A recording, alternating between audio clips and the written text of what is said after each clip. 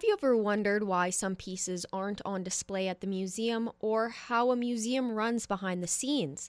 The Lloydminster Museum and Archives are going to answer those questions and more during their behind-the-scenes tour of their artifacts warehouse.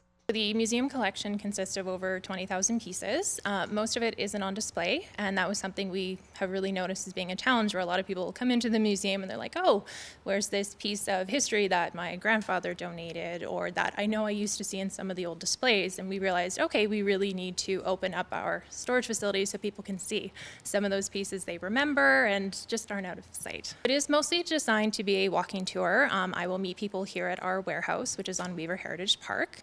I will open it up, everybody can take a peek around, get just a sense of the scale of how large this building is, because it is misleading from the outside.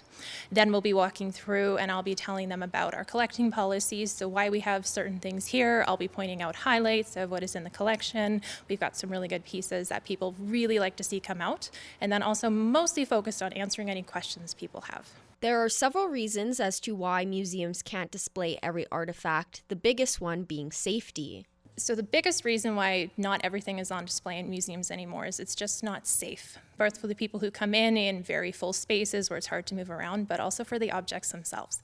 We keep everything in storage and controlled conditions so that we can make sure that it's safe for when it does want to come out or for future generations. The Lloydminster Museum and Archives focuses solely on the history of the border city, with each piece telling a story about Lloydminster. This is a question that is asked quite often. So one of the big ones that I always get is, why do we not collect from outside of Lloydminster? We have a focus with our policies where we focus on items and pieces of physical history that are from this area.